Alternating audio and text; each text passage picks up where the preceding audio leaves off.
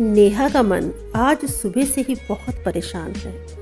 उसकी आंखों से झरझर आंसू बह रहे हैं। वैसे तो उसके घर में आज बहुत मंगल घड़ी है। उसके बच्चे का छठी पूजन है, लेकिन फिर भी उसके मन में भारी पीड़ा है। हो भी क्यों ना, उसकी वजह से आज उसके परिवार की परंपरा टूट जाएगी।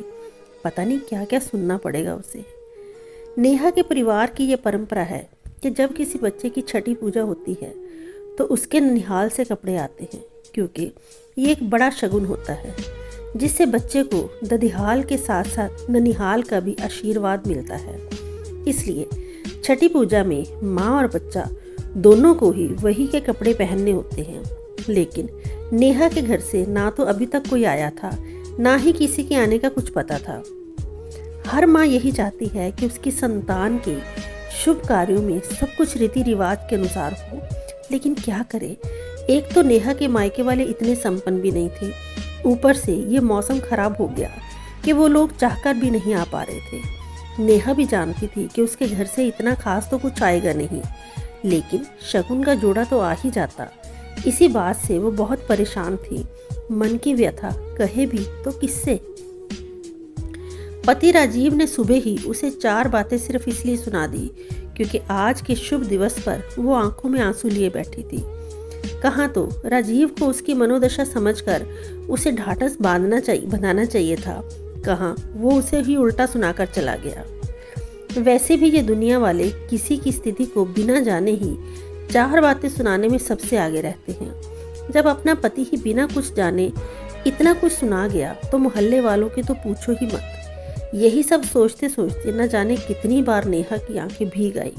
घर वालों ने भी कई बार उसे ऐसे रोते हुए देख लिया, लेकिन किसी ने कुछ नहीं कहा। उसकी जेठानी कविता तो उसे सुबह से ही देख रही थी, लेकिन वो भी बेचारी क्या करती। इसी में अब पूजा का समय भी हो गया। चलो भाभी, तैयार हो जाओ, नेहा की ननद भावना ने आकर नेहा को कहा। हाँ दीदी, होती हूँ, आंखों के आंसू छुपाते हुए नेहा ने कहा।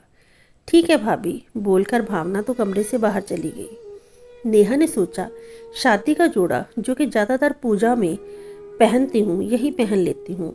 वो अलमारी से जोड़ा निकाल ही रही थी कि उसकी जेठानी कविता हाथ में एक बैग लिए आती है।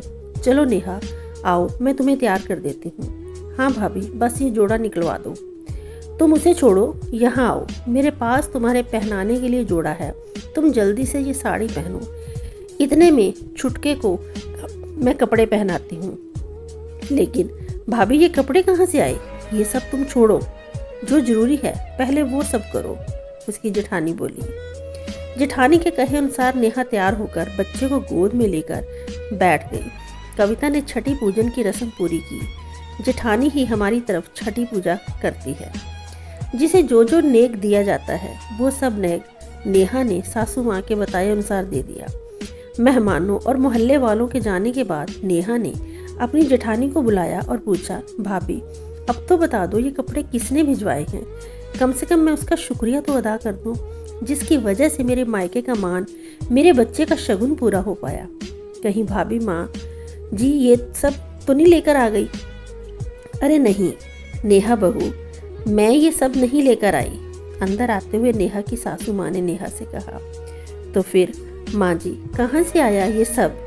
बहू, हमें तो बस इतना ही पता है कि ये सब बच्चे के ननिहाल से आया है, उसकी सासू ने कहा। लेकिन माँ जी, जब मेरे मायके से कोई आया ही नहीं तो ये शगुन का सामान कौन लाया? बस तुम्हारा मायका ही इस बच्चे का ननिहाल है क्या? नेहा, बाकी कहीं और इसका ननिहाल नहीं है क्या? कविता बोली। नेहा, बहू, ये सब सामान कविता के मायके से आया है, वो भी तो इस बच्चे के नाना नानी ही हैं। क्या भाभी, ये सब सामान आपने अपने मायके से मंगवाया है? हाँ पगली, हाँ, वहीं से आया है ये सामान। लेकिन तू एक बात बता, क्या ये मेरा मायका तेरा मायका नहीं है? तेरे और मेरे मायके का सम्मान अलग अलग है क्या? दीदी, आप कितने अच्छे हो, आंसुओं से भरी आंखें छुपाते हुए नेहा ने कहा। इसमें कोई अच्छाई नहीं है पगली, ये तो एक बड़ी बहन का फर्ज था। वो अपनी छोटी बहन स्वरूप देवरानी के दुख को कम करे, जो सुबह से तेरी आंखों से आंसू बनकर बह रहा था। लेकिन भाभी आपको कैसे पता कि मैं इस वजह से दुखी थी? नेहा ने पूछा। पगली, 3 साल से तेरे साथ रह रही हूँ, इतना तो तुझे जानती ही हूँ। वैसे भी कोई माँ अपने बच्चे के शुभ काम में कभी नहीं रोना चाहती, लेकिन उसके मायके का अपमान हो वो ये भी तो नहीं चाहती।